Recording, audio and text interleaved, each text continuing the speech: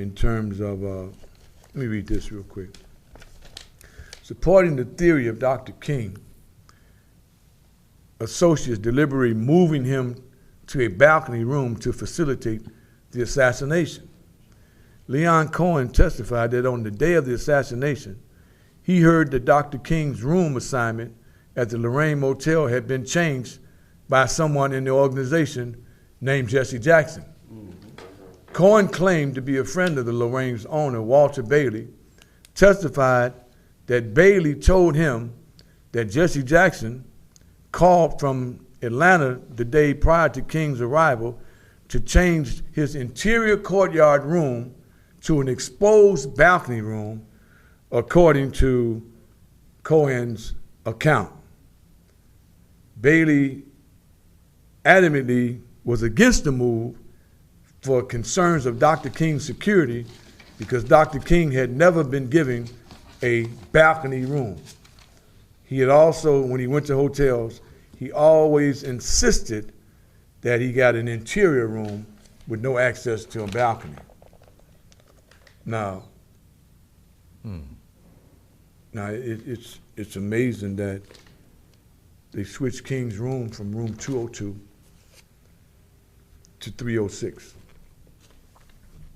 at the request of Jesse Jackson. Now, Ronnie Taylor Atkins, who worked at the motel, he said he was there when the call came through and went to Miss Bailey and said, we need to move King to room 306. And so the reason that Miss Bailey was at the switchboard, remember, she had suffered a stroke and she was unconscious. Right.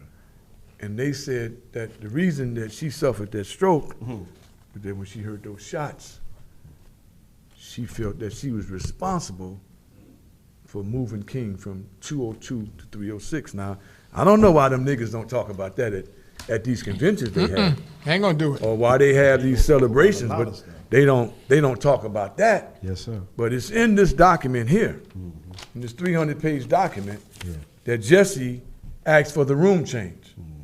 Now, I don't know why y'all ain't asking him why he asked for the room change. Right. But according to the document, it's very clear on why he asked for the room change. And they said he asked for the room change because they needed King to have access to an outside balcony. Now,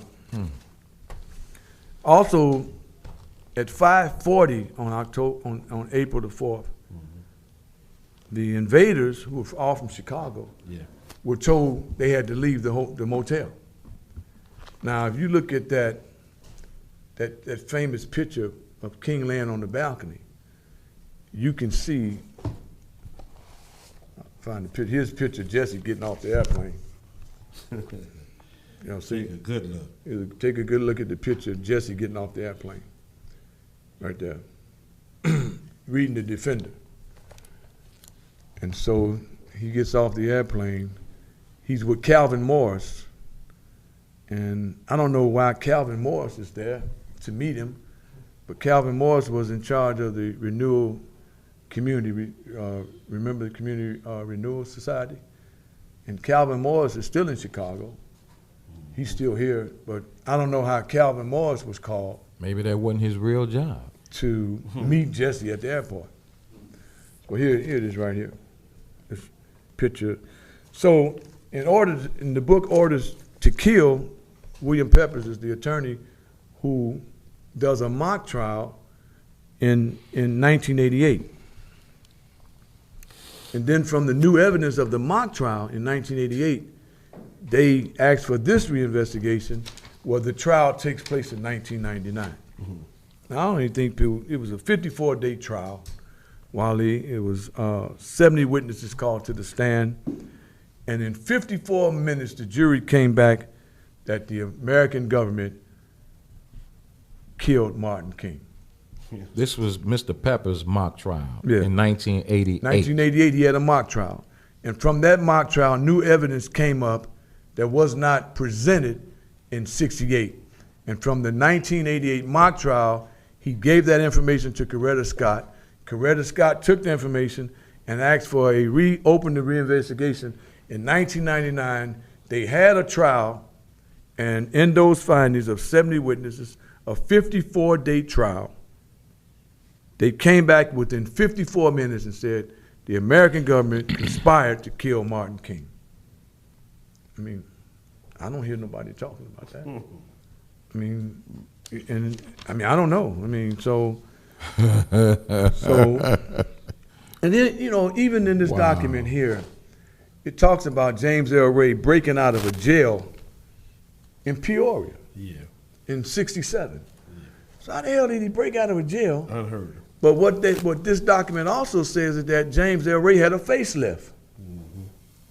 And so the James L. Ray that they were looking for wasn't the James L. Ray that they would have noted, that they would have recognized. Right. So who breaks out of jail and in Peoria and gets a facelift and ends up in Memphis, or alleged end up in Memphis? They said he never went to Memphis. Right. So anyway, this document says that he broke out of jail. Now mind you, he was robbing stores like Ben Franklin, and he was like a little petty thief. Mm-hmm. He wanted to say, "This is a stick up, give me your money," in the Ben Franklin stores and in Walgreens and little stores like that. Right. He would go in, and he was known as a petty thief. And this is all in the 300-page document that talks about his life and where he actually came from, and all that other stuff that goes along with it. Now, it also says here that during the trial, evidence suggested that Jerry Williams, a former Memphis police officer, one of the African-American officers who provided security for King, testified that King had never stayed overnight at the Lorraine Motel because of security reasons. Reverend James Lawson, associate Dr. King, also testified that King stayed at white hotels rather than patronize African Americans, but because they would not let King in the Holiday Inn on April the 3rd, he was forced to go to the Lorraine Motel. It's all in here. It's all. I think this thing may be worth something by now, Wally. This 300-page document of truth. It is amazing to have that body of facts, evidence, and it's never talked about. Never talked about. Document. Not even among white people. Nope. I think we have just agreed that it's best not to know the truth. But you know, when you are denied the truth, see, that is when you got a mental problem. That's a mental problem. When you are denied truth, it produces insanity. So no wonder we're crazy, because we can't even contemplate. We're scared to have the thought. Listen to me. We're scared to have the thought that the United States government had an absolute hand in the murder of our brother. We're terrified to think that. Child, don't be saying that. Rejection. Them Kennedy boys, you know, they never would have eavesdropped on Dr. King the way they did. Exactly. That's right, Harold and Brother Wally. But let me just say this one more time. I mentioned the other day. There's no way in the world that you got a witness to a crime scene allowed to leave and never be an interview. That does not happen.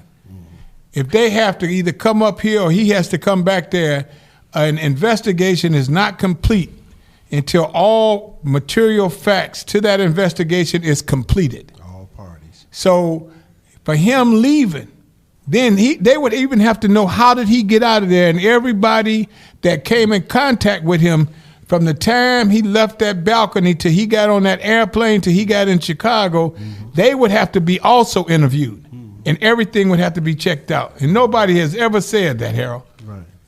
And mind you, William Pepper interviewed James L. Ray in 1978 for 5 hours. And the interview took place in the Brushy Mountain Penitentiary in August. And it raised a number of issues and facts, according to the article here, that conflicted with the original story. So William Peppers decided to go further, and that's when the 40-year investigation began, actually in 1978, when he said, when I talked to this guy for 5 years, none of the stuff that he said made sense with what the government was saying. Right. And so he said he would, you know, he said James Earl Ray kept asking him to represent him. He said, I didn't plead guilty. He said he pled guilty, but he didn't plead that he did the murder. It was some kind of statutory law that by him pleading guilty, but not saying I did the murder, Right. had some way in that. And so, but William Pepper said he knew all along that Ray wasn't the shooter. He said the evidence from the interrogation in '78, it said, knew that James Earl Ray, according to the reinvestigation, was just a patsy. And it says this in here, Tom, that he was just a patsy. He had nothing to do with the murder of King. And so now adjacent to that idea, if he wasn't the shooter, then who was? Who was? And so the conspiracy involving who conspired to kill King, James Earl Ray is the patsy, and so once you dug more into the issues of what took place in Memphis, you know, you had to become, they say that Peppers became more convinced that Ray didn't have anything to do with it at all. And so you discover at some point, you know, first of all, J. Edgar Hoover sent $25,000 into Memphis with Clyde Tolson, who That's his number boyfriend. 2. Yeah. Tolson Yeah, his boyfriend. was his boyfriend.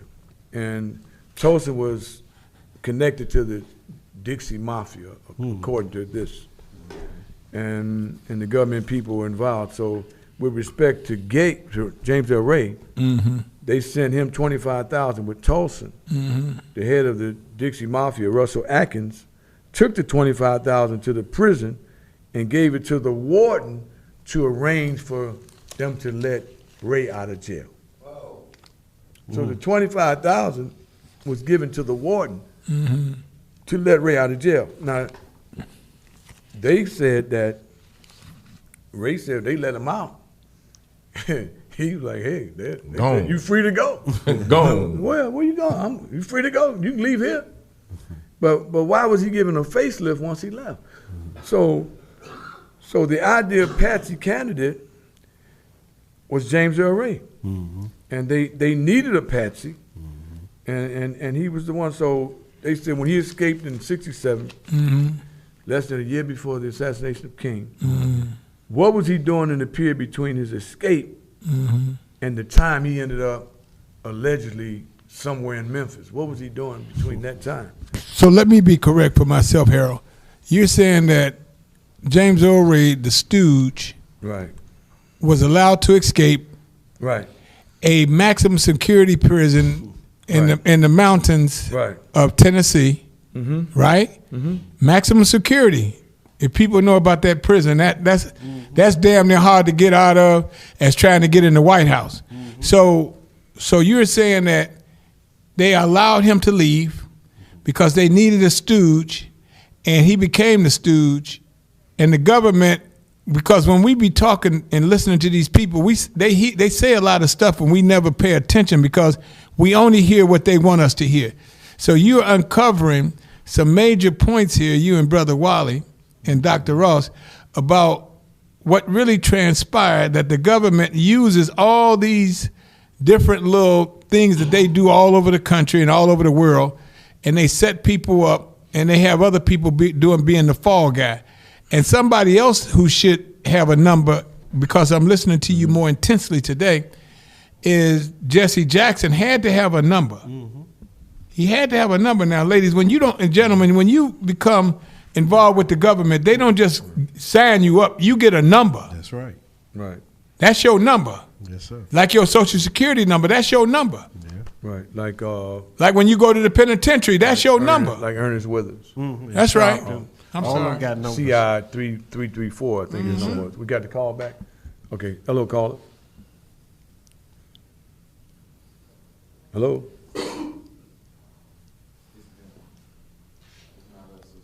Huh? Something wrong with their phone? There's something wrong with their phone? Okay, I don't know if the caller is listening, but they're saying we can't get through. We can't hear you. I don't know. So I'm not sure what's going on with the phone. You said it's their phone? Okay, all right. So anyway, so the night of the shooting, he was trying to get to Africa.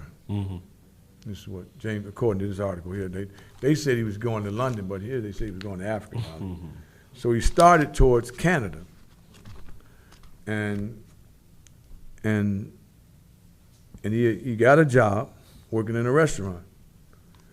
And so he saved a little money and went to Canada. He was in Montreal, where he met this guy Raoul.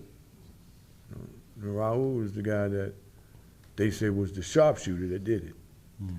And so Raoul offered to get him some papers to get him out the country, to keep him out, and he'd have to do certain things for Raoul before Raoul gave him the money and a car.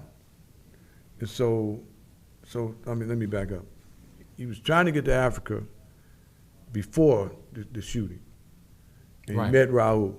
And then Raoul said I would get him papers to get him out of the country.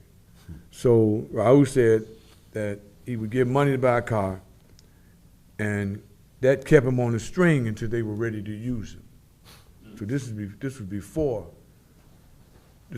the assassination. He met Raoul in Canada, Montreal. And so when he was in Montreal, he met a alleged sharpshooter who was supposed to be a member of the Green Beret, Raoul. So, well, Raoul was a Portuguese immigrant, according to the document here. He was involved in military intelligence in Africa for Portugal.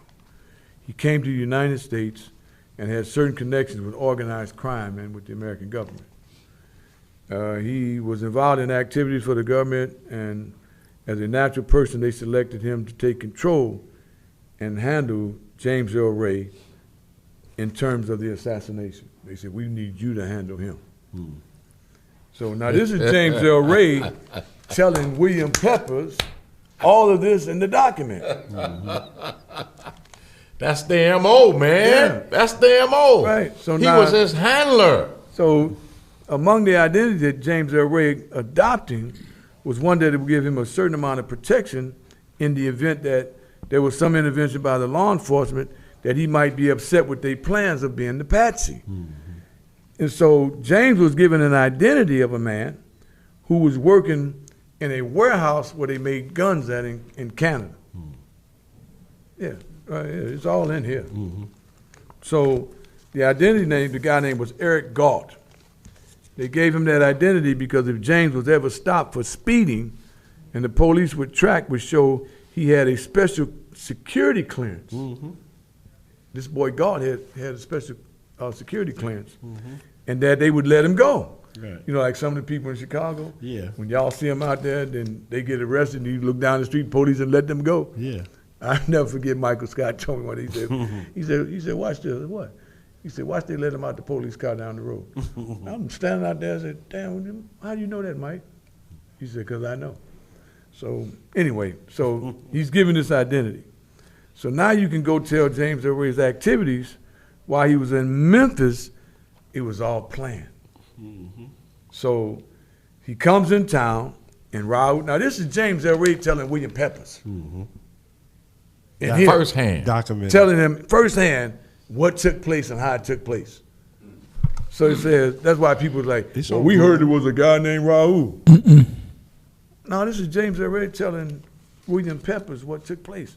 So he said he got to Memphis, Wally. Now he said, now dude's still gonna get me a car and get me a ticket to Africa at some point. I'm gonna go to Canada, I'm gonna go to Africa. So he said, Raoul gave him a gun, a 30-06 rifle, and he he went and bought the gun and gave it to Raul. He said then when he got into Memphis and parked the car, they told him where to park his car. Mm-hmm. According to James William Peppers, they told James Elway, park your car here, as he was instructed, and go upstairs in this rooming house. We got you a room there. And they rented a room from Bessie Brewer, who ran the rooming house. Bessie Brewer. Now, they went and talked to Bessie Brewer. She said, yeah, he rented the room. And, I mean, he didn't rent it, but they put it in his, when he got here, I was told to let him in. And it was the room that had a window overlooking the Lorraine Motel. That room, right across from the Lorraine Motel. A small room. Remember Judge Joe Brown said the same thing. And he's in here too, saying the same thing he said on that thing. Judge Joe Brown is in here saying the same thing. Wow. That King had been shot with a handgun. Yeah. 2 different bullets. Right. In the back and in the side. So he gets this room, and he don't spend much time there because Raul is telling him that they got a meeting with some gun sellers, and that he was promising to meet them to conduct purchases because he needed to buy a bunch of weapons. He said, so Ray was not in the room for this great deal that they Raul was supposed to bought these guns. And so he goes on to say that, and the shooter and his spotter went down and met Lloyd Jowers. There's a whole chapter on Jowers here. You see here? Yeah, I see. Finding regarding Jowers' allegations. And so it goes on to say that, now we know that James Elway was nowhere near the crime scene when the assassination took place. Well, what was he doing? I mean, Pepper say, well, if he wasn't near the crime scene, because James Elway told him I wasn't even near there.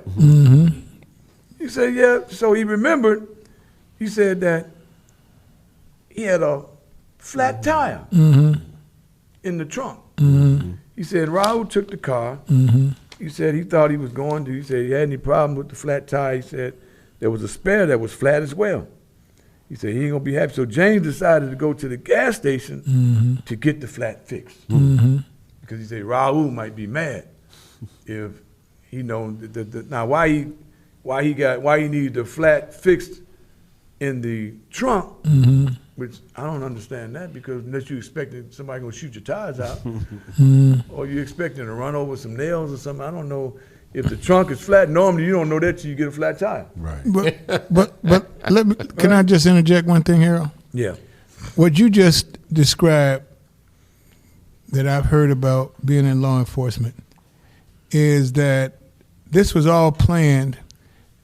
This gentleman at all times was under surveillance. What they did was they used him as a front. He was going to be the fall guy. Someone else, you could just tell the way the story is going. This was an operation, they used to do OAS, Operation American States. The government has certain people they call access. So what happens is they got this guy believing all this stuff. They got him running around, and they act like they doing things. Everything is mapped out because they are feeding him a story. So when if he gets caught, he's going to feed that story, and it's going to be so, like boys used to say, oh, so unbelievable that you're going to believe it. Right. And at no time, you could tell that this man, when he went up and met this first gentleman, the first gentleman was like a CIA contact person. They fed you a story. This man was from another country, and he did this and did that. At no time, it might have been 12 people working on this guy. Oh, brother. And it might be 12 people just surveilling this guy all the time. And if he got stopped by the police, what they would do is they would call in to their person in charge of the operation. He would call in to the head person at that police department, and they would call that officer and ask him, whatever you got, let it go. They wouldn't tell him to let the guy go. They said, whatever you got, let it go and come into the station. And then he would be released and going back on his way.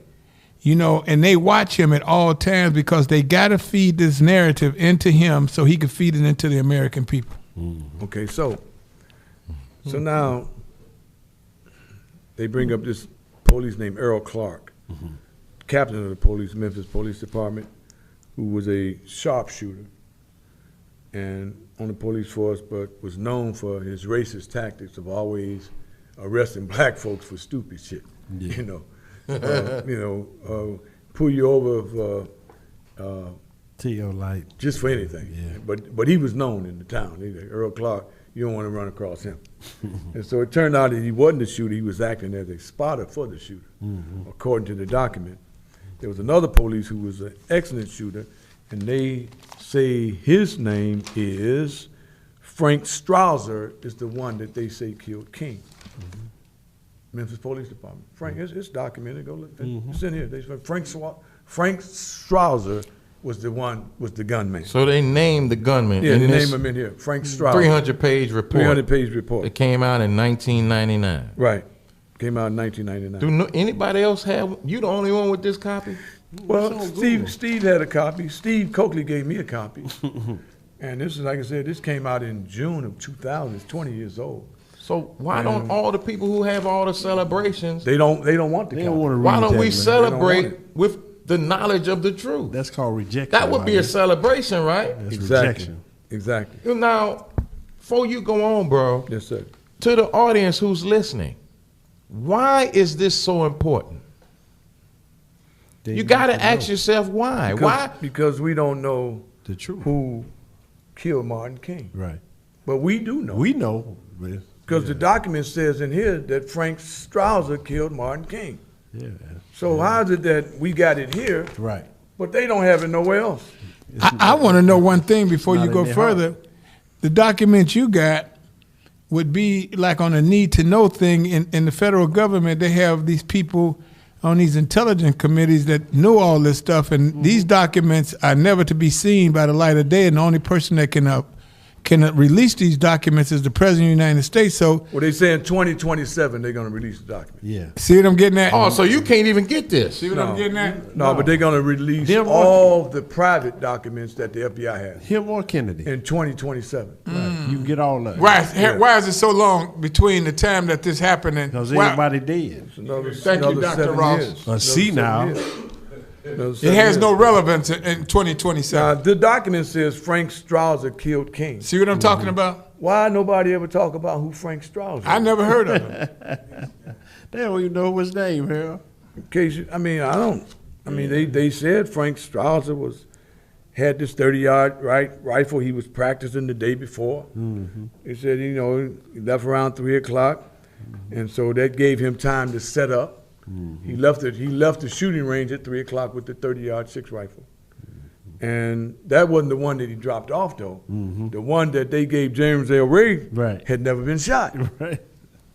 So that one had never had a bullet in it. So to give him the one that they were practicing with, Right. and I don't know how you practice with a 30-yard 6 at a gun range. Yeah. I don't know how you do that. I thought you had to have like an No. automatic weapon. It don't happen like that either. Oh, don't? How does that happen? You can't. I mean, certain gun ranges, they don't allow you to have weapons like rifles and shotguns. That's You what have I'm to go saying. outside. Yeah. And number two, Well, maybe he was outside then. number two, Brother Wally was in the service, and most people think you could just get a gun and you start shooting like you Wyatt Earp or Annie Oakley, and it don't work like that. No. And to shoot a rifle like that, I believe you have to be very proficient with it, because you don't just get out there and just start hitting, because those Not with that things recoil. jump or depend. That's right. So, and you're gonna take one shot. So it had to be an expert to do this, because how many times did King get shot? Twice. One in the back. Now, according to this, Bernice received a phone call from her son, who came with Frank Holloman, and they said, well, who's the fella that came? They said, we just know him as Oz. Who, the Wizard of Oz? I mean, who the hell is Oz? They said, that's all we knew him as Oz. Right. And so Oz said, Jesse Jackson told him to ask the owner to move King from 202 to 306. This is what whoever this guy Oz was. Now, they interviewed Oz, and all Oz say, Jesse told me to go ask Miss Bernice that. And she said, that's all I went to do. I ain't had nothing else to do with it. And so it says, so her son may have been an informant. Bernice's son may have been an informant, and they didn't know it. So, you had to have these things working at all cylinders at this point. And so Martin was moved to 306, where he was an open and clear target coming out on the balcony, according to Bowers here. Okay, so why did Martin Luther King, when he seen that he had a room open on the balcony, why didn't he refuse it? I'm just being the police in me. Why wouldn't he refuse it? Well, you know what? I don't know why he didn't refuse it in terms of this report. I mean, imagine, Because- Harold, you because- get a room that you've never been accustomed to. Because basically, I guess it says that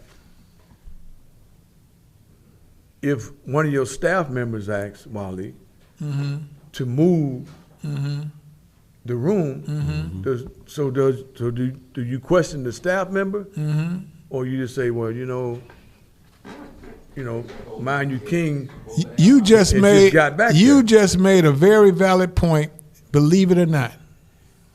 What if Martin Luther King had said, first of all, you don't know how long he's been in that room. So he says, well, who put me here? And he was going back and forth. And it might be, I'm getting ready to move on from this room, and everything started happening. Everything started happening before he got a chance to move. So you're asking very good points, because again, everything that you're saying, I want to see the Memphis police report, because if it doesn't have any of this stuff in there that you had in there, this is a gigantic conspiracy, and everybody had to be in on it, because these are the points that when you're doing an investigation, you cannot do, especially somebody of his stature, you cannot do a half-hearted investigation. Everything has to be told and typed out. Has he ever had this kind of room? See, these are the things that good policemen ask all the time. They go back and they go from start to finish. They have to do a sanitized investigation. What did he do from 7 o'clock that morning until he got killed? That's when you start the investigation. Has he ever had a room like that? And so, No, he never had an outside so room. that means a lot of people had to be involved in this conspiracy, and they Never had had to an be the outside right room. people that the government paid off. Never had an outside room, never. They was thorough. You know, this is a great conversation, brothers. And I hope the audience is listening. TC, he makes a great ask, point. why did he accept that room? Well, you can ask Minister Malcolm, why did you go out in the Audubon ballroom and you know there was no check going on that day?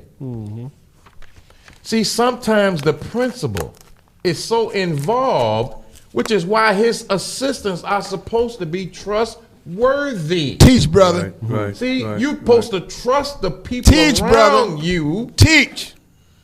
so that you don't have to deal with that. Teach, brother. And I thought I heard you say, not today, that Dr. King had a sense of death on him. Yeah, he had for that last week of his life, actually that last month, he spoke about a death angel being on him. And he talked about that. So he's blind or oblivious to his surroundings. Teach, brother. He see, you know what? Had he had general orders from the Honorable Elijah Muhammad, he would have knew that you got to walk your post in a perfect manner, keeping always on the alert. I've been with the man that y'all beginning to get acquainted with. You're not going to put nothing past him. We've went and changed rooms. What's this room? I don't like this room. Let's get somewhere else. Oh, but so-and-so got the room. I don't give a damn who got the room. Teach, brother. See, that's a living, alert man. That's right. You can't be so blind that you're so trustworthy. Because at the end of the day, you are responsible for yourself. He was so relaxed, ladies and gentlemen. Let me say this too, echoing what Brother Wally just said. You just said that Jesse changed the room. A murder investigation is never over until it's complete. So based on what you're saying right now, Never been complete. then the Memphis Police Department today would have to come up and interview Jesse Jackson again, because you just said he changed the room. So they must have a statement from him. Either he has to deny it or he has to say, I did, I changed the room. And what made you change the room? Because, see, this thing ain't over. A murder investigation is never over until all the facts are in. No when you statute. have no other questions to ask, that's when you conclude your investigation. Now, on the day, on the 4th, 2 black firemen at the local fire station were replaced. They were told to go somewhere else, but King's usual black bodyguard unit was kept at the police station. They were not involved, so they were taking all the necessary precautions to make sure that the effort would go off promptly and smoothly without any eyewitnesses. Now, they had, according to the document, they had 2 photographers on the roof. Now we know how they got them damn pictures. Who the hell was taking the pictures? They were already ready. Because they pointed the wrong way. They had 2 photographers on the roof, Wally. That was the military side of it. And so the photographers put on the roof to shoot the back of the Lorraine Motel. At the time of the shooting, one was to shoot at the balcony and the other one was to shoot on the ground. And he was the one who brought his camera into the bushes and actually caught the shooter lowering his rifle. The shooter was not James Del Rey. No, sir. Frank Strauser. No, sir. So it says though. So then, on April the 5th, they sent a cleanup crew, the Public Works Department, to clean the entire back area, which was filled with bushes, high bushes. They cut them all down. They cleaned it so thorough that you would never appear that a shooter could have hid there. Cleaners. They're real cleaners. They took all the bushes and even one tree limb that was cut down, so they made it a safe haven for the shooter. Yes, sir. Now, so he was able to escape by running back of the building, and a vacant building, whatever that was, but there's no official explanation that public knowledge that the fact that this bush that they cut down, or this intervening bush between the fire station and the vacant lot, and in the story of James, James Del Rey being seen a police car and panicked and dropped a bundle in front of a store would have to held true without the bush there. James could have seen a police car, but with the bush there, even if the police car was there was no way he would have seen it. So you telling 6.5 million people in America, 10 million people around the world, that you just contaminated a crime scene of a man of national importance and prominence, and you're saying that the police department allowed someone to come in that whole, they wouldn't have been allowed to do anything in that whole 2-block area, because if you know anything about this kind of crime situation and been watching television long enough, the FBI comes, the DEA comes, they bring their top people out that cleans an area. I mean, they clean it from top to bottom. Nobody does anything. They take pictures so they could always have these pictures for historical, and they make sure everything is in place. So you're saying this man gets killed, the next day the police allow someone to come in and clean up an area where it might be other evidence that leads to the real killers. And Jesse Jackson has never been interviewed. He left that night. Wow. Yeah, well, you know, Come on. according to the interview, 7 people. I heard of malfeasance, Harold, Right. but this is beyond malfeasance. This is blatant. I mean, this got to be there was got to be the Keystone Cops, man. Even at the hospital, there was an unusual number of military and intelligence people inside the hospital. Yes, sir.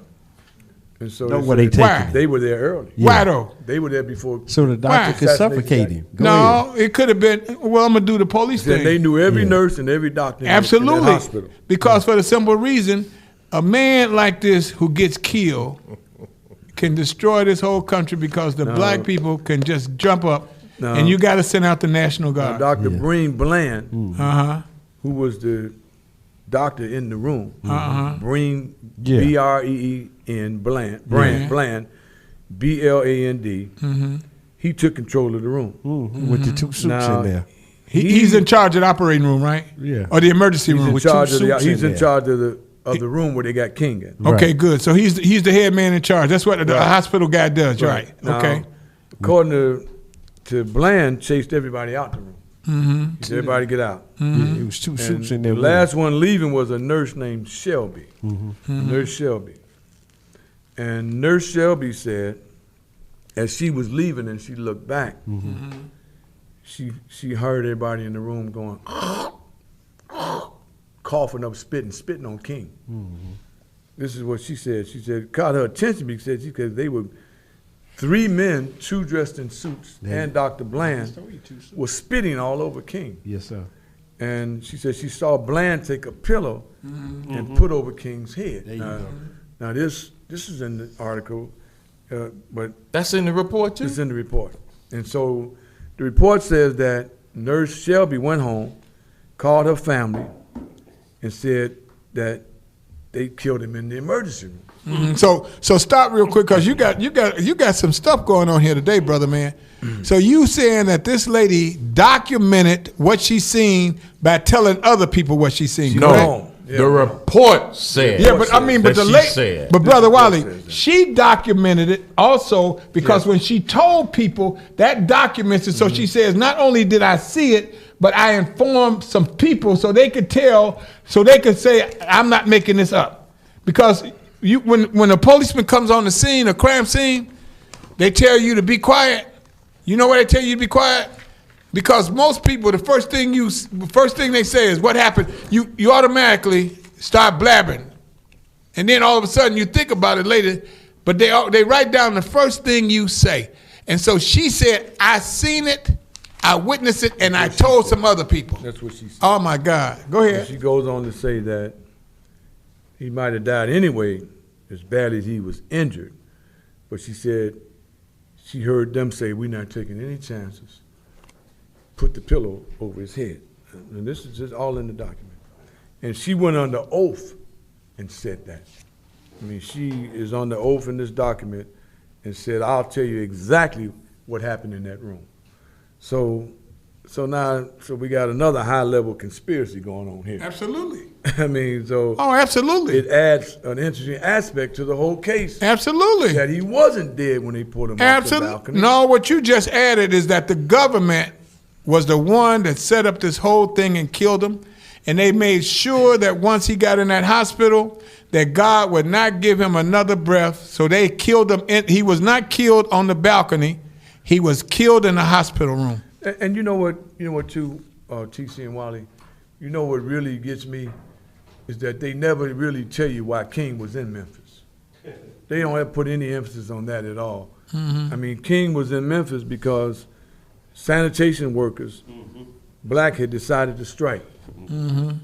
And 2 of the members had been crushed on a rainy day in the garbage truck because when it rained, they could not seek shelter in a building. Right. They had to seek shelter inside the garbage truck. No place to meet. So when they were crushed in the back of the garbage truck by a man who was a member of, they saying a member of the whole group of what took place out in Memphis. And so when King led the march, it became disrupted. Remember, a 16-year-old boy got killed that day. And they said that King caused all kind of confusion. So King went back to Atlanta, and he said, you know what? We got to figure out how we're going to march again, because he left Atlanta, and I think that was on like April the 1st or something. He left, and he said that they told the hotel about 15 minutes before he was assassinated, them same people who started the stuff in the march all had Illinois license plates. They were known as the invaders. So they could have seen something, but at the end of the day, Frank Strouser and the boy Clark, they hung out together, they drank together, and remember, they said Clark did it, but in the book they say Strouser did it. And so when the evidence was uncovered, there was no question that in this, the government admitted in the conspiracy conspired to kill King. This is the final, from this information here, they admitted that they conspired to kill King. And so for it to be admitted, then why are we celebrating King and not ever talking about the government admitting that they conspired to kill him. Because we want a party. I mean, I'm not sure, where we are in terms of these breakfasts and Yeah, that's what I said. Party. and all Turn this- up. all This stuff they information that you got, it should be shared at every breakfast that's celebrating the life of our brother.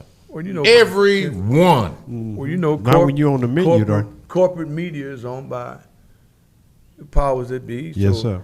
They make sure Absolute power. that we make sure King is a dream and celebrate his birthday and gave you a national holiday for it. But this boy, William Peppers, man, this document says it all. And so Frank Strouser is the one they name here as the person who killed King.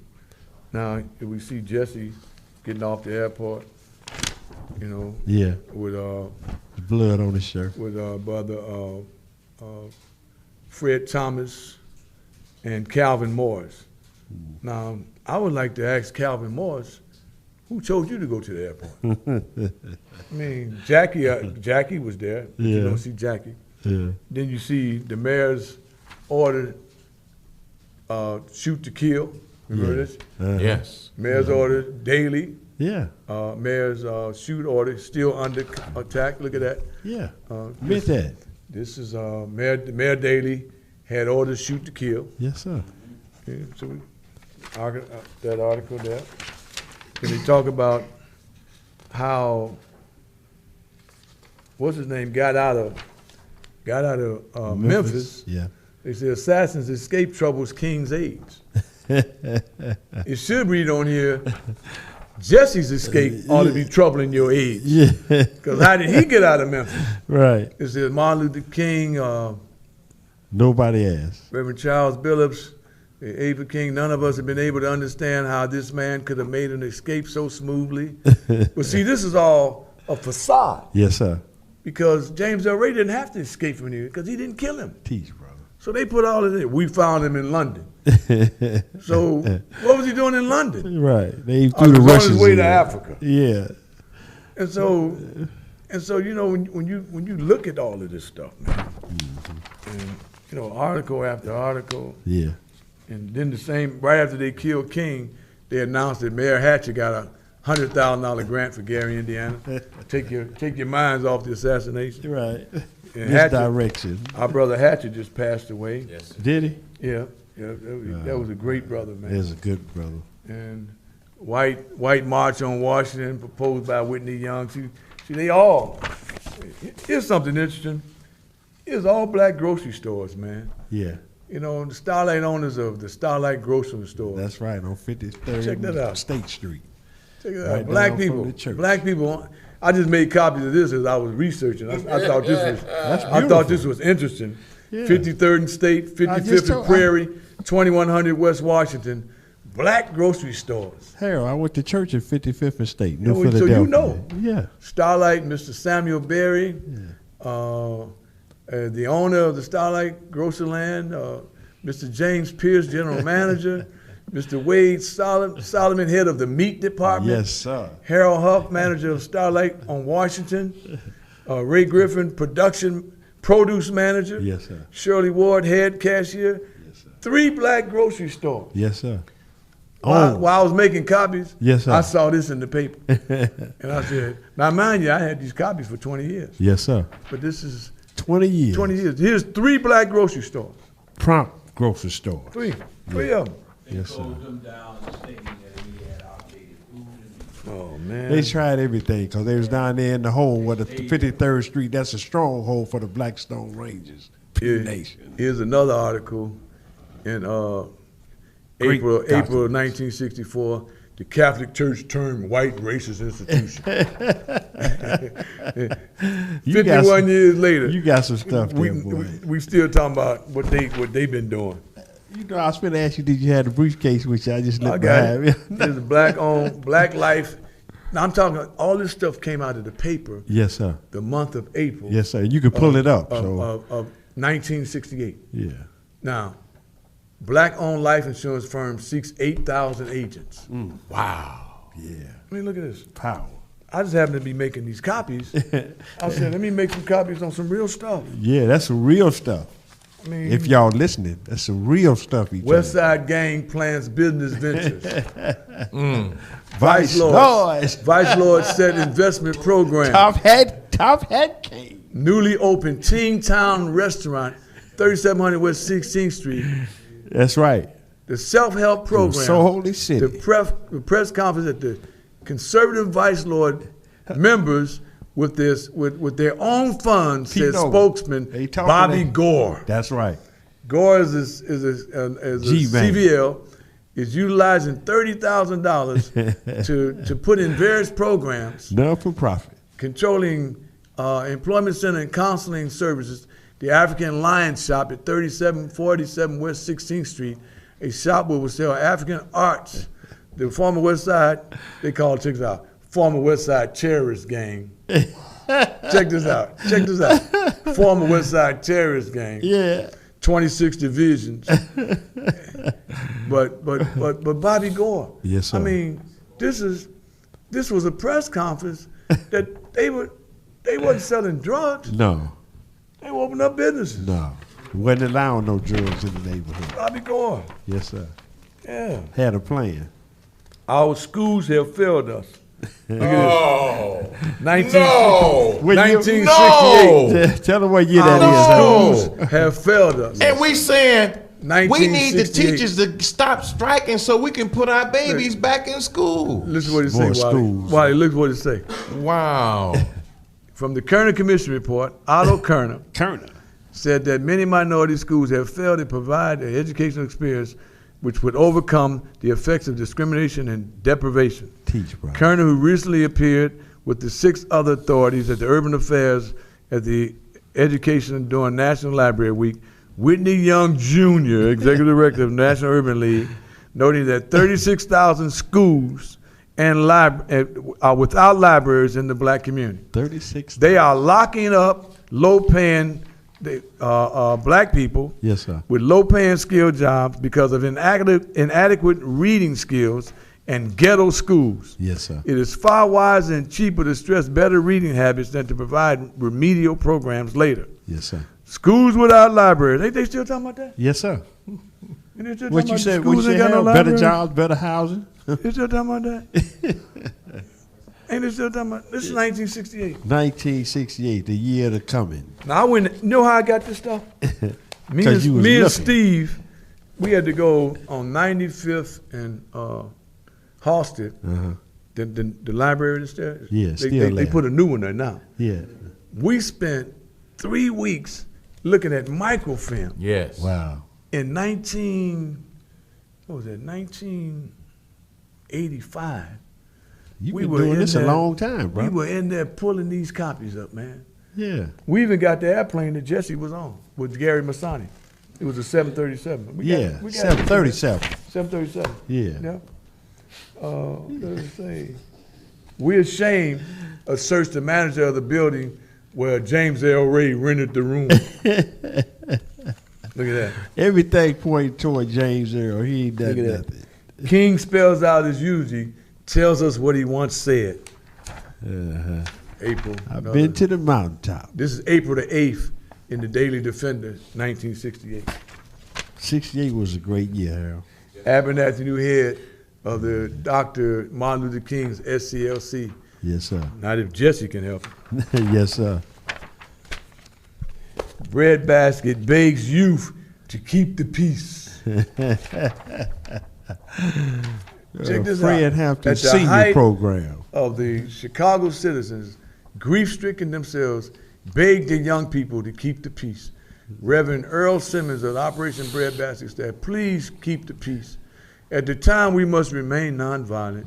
We would that everybody who believes in freedom and equality and justice will show this by remaining calm. What? Believe in what? Just us. Believe in nonviolence. And let us refrain from all attacks upon our community. But guess what? It says, it goes on to say, the streets were filled with angry mobs with cries to crucify him, the King of Jews. So a cross was raised, steel spikes drawn angry shouts. And then came the tender plea, Father, forgive them, for they know not what they do. Centuries past, the night is still, a man has cried, I must do his will. Then a sharp output, a sharp, steel white hate sends a message fast, it seals us his fate. And so the king, through black of skin, has entered in. His dream remains as time before, when we still are closed the door. The night is past, the morning star shines. So this is, check this out. So a jam-packed memorial service at Antioch Baptist Church, where Reverend Wilbur Daniel pleaded with youngsters in Inglewood to halt their destruction and violence. And one of the young people cried out, "Go tell Daley, nigga, don't tell us nothing. Go tell Daley stop shooting to kill." That's right. And check out what the nigga preacher say. Wilbur Daniel, remember? Yeah. Daley told him don't let King in the church. Yeah. He followed suit. Remember? Yeah. He said, "Okay, master." Look what he said. Look at what he said. Martin King was a personal friend of mine, and he meant it when he said nonviolence. Then he goes on to say, when Moses died, God sent Joshua. Somewhere God has another faith leader, having faith in that strong faith. And Jesse says, behind every crucifixion, there is a resurrection. Yeah. Bread basket begs youth to keep the peace. Yes, sir. And the young boy said, "Nigga, tell Daley to stop shooting." So the disciples over there wasn't Oh, playing. let's take the call. Damn. Violence spreads. Carmichael calls for retaliation. Caller, you're now on the air. That's right. Stokely. Stokely calls for retaliation. Everybody, Yes, sir. Hey, we okay, sir? How you doing? all right, Mr. Dave, Mr. Red Ross, and the rest of the Hey, show. brother, how you doing, brother? I got to give my opinion because you're talking about these elders from '68 that I've been talking about all the time. Where like I was born this birthday, and like we didn't have a fighting chance after '68. I got my elders. I ain't gonna say the names. Always talking about, oh, you supposed to just be cool with what's going on in life. Well, we never hit a shot at life. You sound crazy. You sound crazy when you didn't teach me that who really shot King. What really happened? You didn't fight for me. Ever since they shot King, Malcolm, and the rest of them, all y'all punked out. If you didn't punk out, we wouldn't be in the situation we stay. I deserve to call you punks because the other it ain't the white people's all the time. When the white people come out and destroy us and knock over us in the streets, you don't come help me. That's why I ain't gonna say no names. That's why I don't run to no big name churches. I don't run to no big name nothing. I ain't never seen one of y'all run that Daley, Manigan, none of these big time gangsters that I hear in these limos riding around. They get away with murder. I mean, absolute murder on us while you all run around and smile, go to parties, and enjoy life. But one day the youth is going to find out because they're waking up with social media what's really happening. It's really going around. And I'm kind of loving social media today because it's teaching us stuff that others won't teach us, such as our elders. That's what Harold do on this day. Get out of our way, we're going to continue to be in the same situation like Wally. You said this. I got to say this. When I come around a politician, he's shaped like a thief on a tree. They battle. Why? Because they know they already looked up what they done to me. And they had something to do with it because you saw it on paper. Ain't nobody locked up yet. I got a right to feel the way I feel. Y'all all, like I was in court, all the black judges. I was a black judge.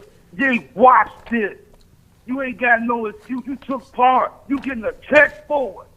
You getting like a check every month to take care of you and your families for it. We got nothing out here in the street. We're homeless. I'm homeless. You know how many homeless young black men out here because we've been lying on and deceived by our own people as well as white people with no help. You want to go on the radio shows and say that you're for children. None of them be allowed to come, Earl. Why? They're not going to help. They're not powerful enough. If they was powerful enough, stuff would have been changed. It's not going to change unless you get the youth to go downtown, like I said, the city hall, Springfield, people of my age group, because we ain't scared to die. I ain't scared to die. I'm going to take Daily on my own. I ain't scared of no Daily and the rest of them. Give me enough money where I can go to Springfield. I bet I go down there where they at. And they ain't going with no guns. I'm going with an ink pen and God. Do you feel that? Thank you, sir. Tell Thank us you, how you brother. really feel. Thank you, Brother Levante. Before we take next call, so Stokey Carmichael calls for retaliation. Yes, sir. He said that he met with reporters in the living room of his headquarters at the Student Nonviolent Coordinating Committee and said that wearing sunglasses Yes, sir.